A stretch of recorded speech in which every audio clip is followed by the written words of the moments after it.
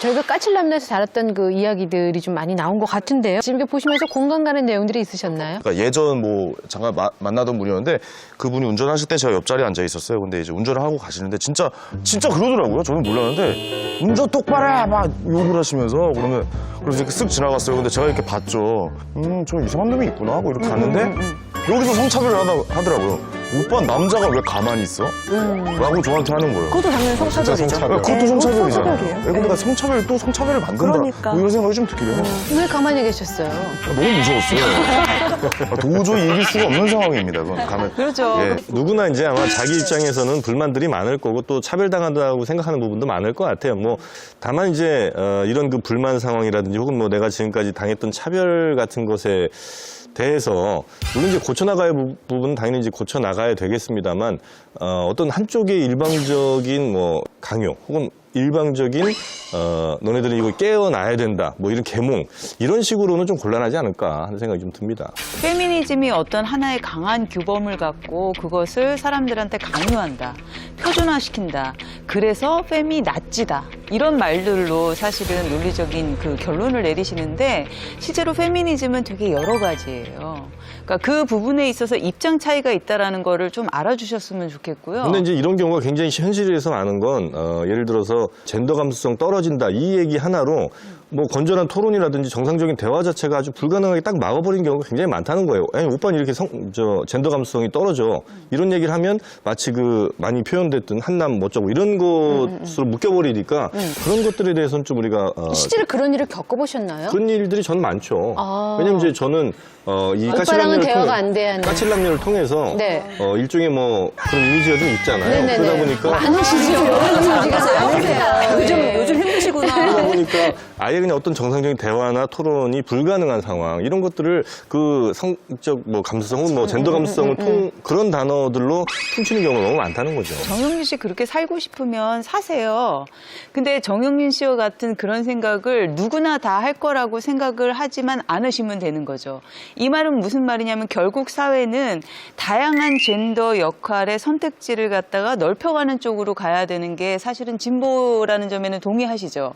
3월에 실시한 양성평등 실태조사만 해도 60대 이상은 가정의 중요한 결정은 남편에게 맡겨야 된다고 생각하는 게 일반적이었지만 실제로 이런 답을 20대는 16.5%밖에 안 하거든요. 그만큼 사실은 감수성이 달라지고 있다는 것이고 그렇다면 이 사회에서 굉장히 다양한 성 역할을 할 수 있는 선택지들이 있어야 하는 것이 맞는 거죠. 이게 사실은 결정되는 게 아니라 유동적인 결혼을 거죠. 앞둔 여성들의 예를 들어 설문조사 같은 걸 해보면 집을 누가 사야 되느냐 아니면 뭐 결혼 비용을 어느 정도 부담하는 것이 좋으냐 이럴 때도 당연히 그러면 그분들은 5대5라든지 이렇게 얘기를 했었어야 되는데 그렇지가 않고 7대3 내지는 뭐 집은 남자가 해와 이렇게 대답한 비율이 훨씬 높다는 거예요. 그건 이중적인 거고 그러니까 자신이 받는 것은 익숙하지만 자신이 뭔가를 해야 될 책임에 대해서는 좀 방기하고 있는 부분이 있다는 그러면 거죠. 집을 해줬기 때문에 당연하게 집안일을 해야 된다고 생각을 하시는 거예요. 지금 우리가 중요하게 봐야 되는 부분은요. 사람들의 생각이 변하고 있다라는 거예요. 변하고 있죠. 네, 변하고 있다라는 거기 때문에 이제 남자는 어떻게 해야 되고 여자는 어떻게 해야 되고 이 이분법적인 역할 롤로만은 세상을 볼 수 없다라는 거죠. 그렇죠. 그렇기 때문에 나 외에도 나처럼 살지 않는 사람들이 있다라는 것을 존중하는 것만으로도 저는 굉장히 의미가 제일 있다고 중요한 생각해요. 게 제가 제 경험으로 비춰봤을 때 여자지만 여자의 자리를 몰랐잖아요. 프로그램 하면서 이런 것들을 알아가는 과정이기 때문에 조정 기간인 거죠.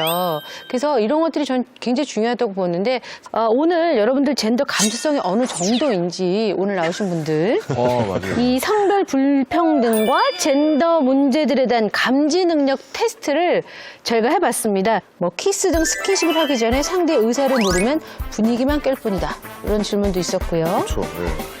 몸매 좋은데 정도의 발언은 성희롱이 아니다. 몸매 좋아요라고 하는 거는 몸매 좋아요 하는 거랑 같은 말이라도 다르니까. 톤 조절해야 돼요. 톤 조절이니까 그게 뭐 할 수가 없어. 아, 저도 인정. 그 맥락이라는 게 되게 중요한 거니까. 그러니까. 문제가 쉬운 문제들은 아니었는데 근데 놀라운 건 이 어려운 문제 100점 맞은 분이 계세요. 아, 또 정영진 씨예요? 아니에요. 저는 아닐 거예요 아마. 조영준 씨인 거 누구요? 아니에요? 아니.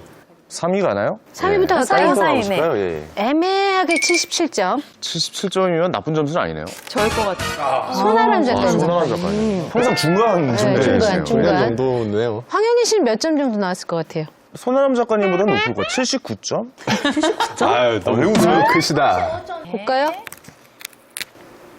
손현재 교수님. 손현재 교수님이죠? 손현재 교수님. 손현재 교수님이죠? 79점이세요. 이현재 교수. 이현재 죄송합니다. 손현재 씨세요? 자, 그럼 황현희 씨 정말 35점일까요? 황현희 씨 불안하게. 63점인가? 63점 제가 뜯어주실래요? 들을까요? 황현희 씨. 맞네요. 꼴등 면하셨네요. 꼴등 면했어. 그러면 정말 1등 보죠. 조사가 정확하네요, 어떻게 네, 보면. 만점 볼까요? 네네. 바로 은하선 씨입니다. 아, 웬일. 100점. 그리고 35점은 본인이 뜯으시죠. 이거 뜯을까요? 네. 굳이 이걸 뜯어야 될 이유가 있을까? 본인 거를 정영진 씨 35점. 최고의 젠더 감수성을 갖고 계신 분이 은하선 씨로 이렇게 나타나는데 젠더 감수성 타고난 건가요? 저는 그렇게 생각하지 않고요. 이 테스트에서 이렇게 만점을 받았다고 해도 저도 계속해서 달라지고 있는 과정이고요. 그렇기 때문에 저는 그 페미니스트 선언이 더 의미 있다고 생각하고요. 내가 고여있지 않겠다라는 얘기지 내가 지금 가지고 있는 게 완벽하다라고 선언하는 게 절대 아니거든요. 신문하는 시간을 좀 가져보면 안 될까요? 그 패널 판넬 가지고 믿을 수가 없어요. 100점은. 그쵸. 네. 네. 나중에 두 분이 더 자세하게. 지금 황윤희 씨는 60점대예요. 이제 막 젠더 감수성이 감을 잡기 시작한 상태. 제가 만약에 말이죠. 라는 진단 결과가 나왔습니다. 까칠남녀를 안 했다면 말이죠. 40점대가 나왔을 것 같아요. 과락이죠. 이거는. 자격증 시험이라는 게 사실 60점이 넘으면 절대평가는 합격이거든요. 어떻게 보면 점수가 더 늘어날 수도 있다라고 네, 생각이 네, 들고 네. 뭐 계속 배워나가는 게 그쵸. 뭐 이제 좋은 방법이지 않을까요? 꽃을 피기 시작했다라는 진단 결과가 나왔고 35점 정영진 씨 젠더 감수성 지수가 매우 위험한 수준으로 인정하십니까? 이거 뭐 테스트 결과 저는 젠더 있으신가요? 감수성에서 높은 점수를 전혀 받고 싶은 생각이 없어요. 그렇군요. 그러니까 예를 들어서 성 역할이 있느냐라고 생각한다면 저는 있다고 보거든요. 그리고 앞으로도 꽤 오랜 기간 동안 저는 이건 깨질 수도 없고 아마 깨지기도 힘들 것이라고 보는데 그리고 또 나쁜 것이냐라고 한다면 저는 나쁘지 않다고 그래서 생각하는 이게 많거든요. 뭐 성격이 나쁘거나 네, 그런 건 그러니까 절대적인 건 아니고 없죠. 생각의 차이니까요. 그러니까. 근데 이제 성별 고정관념이 굳이 왜 뭐하러 바뀌냐라고 생각하는 분도 계시지만 확실한 건 변하고 있다는 거잖아요. 네.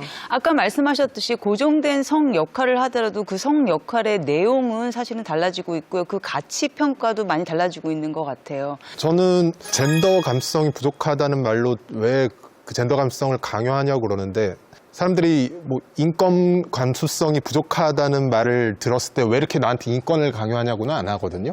당연한 거라고 생각하기 때문에. 근데 대부분의 젠더 이슈가 인권 영역 안에 있는 부분 집합이에요. 그럼 당연히 이걸 인권으로 바꿔서 생각할 수도 있는 거거든요. 저는 이건 강요의 문제가 아니라 당연한 것의 문제라는 생각이 좀 들어요. 오늘 그 한 해 젠더 이슈들을 제가 쭉 돌아봤는데요. 무엇보다 내년에도 우리 사회에서 이 젠더 이야기, 젠더 이슈가 좀 더 적극적이고 치열하게 계속되기를 저는 기대를 해보도록 하겠습니다. 누구도 불편하고 불평등하지 않은 사회를 위해서 저희 까칠 남녀도 더욱더 노력을 하도록 하겠습니다. 자, 마지막으로 저희가 젠더를 주제로 한 퍼포먼스를 준비를 했거든요. 아, 뭐요? 2017년 대한민국에는 유령이 떠돌고 있습니다. 그 유령의 이름은 바로 젠더 감수성. 옛날에 까칠이라는 소녀가 살고 있었어요. 그런 까칠이에게 갑자기 어떤 유령이 나타났습니다. 안녕, 난 젠더 감수성이야.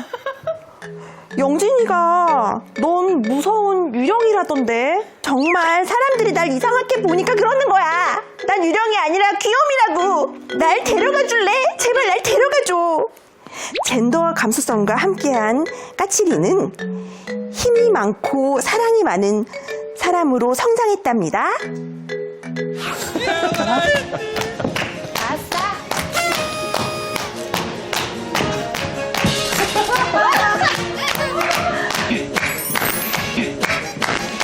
20세의 저 세상에서 날 데리러 오거든. 성차별 억울해서 못 간다고 쳐내라. 2018년 저 세상에서 날 데리러 오거든. 페미 인생 할 일 많아 못 간다고 쳐내라. 페미랑 페라리요.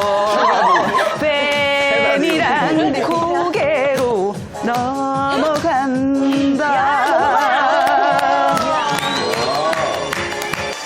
민주주의의 최우선 가치는 바로 다양성이죠. 이 다양성을 확보하기 위해서라도 이 젠더 감수성이란 유령 2018년에는 멀리 사라졌으면 좋겠습니다.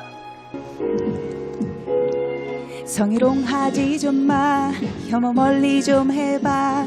10살짜리 애처럼 말을 안 듣니. 정말 웃음만 나와 누가 누굴 보고 아이라 하는지 정말 웃음만 나와 싫은 얘기하게 되는 내 맘을 몰라. 좋은 얘기만 나누고 싶은 내 맘을 몰라 그만할까? 그만하자 좀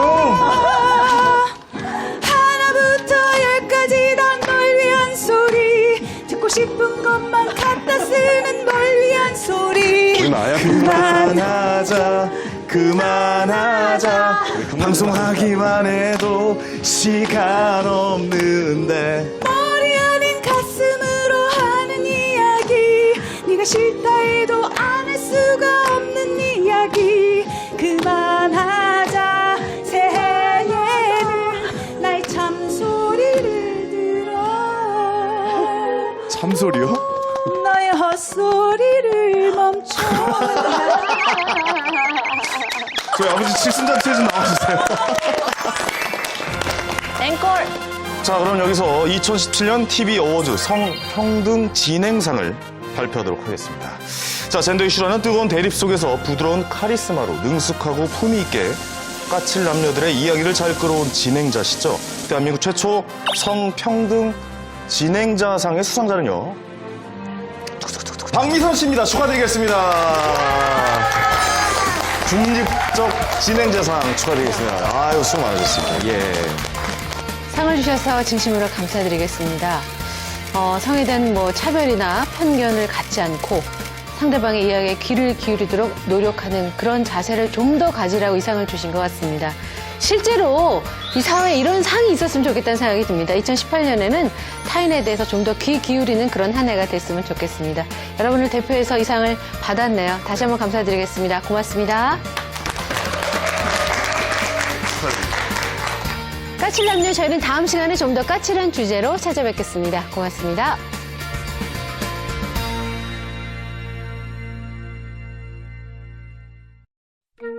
너 왜 교복 안 입고 다니? 너 양아치네.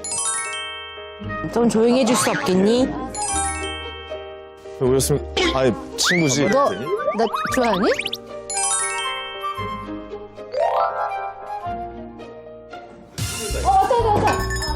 제가 왜 전학생이야?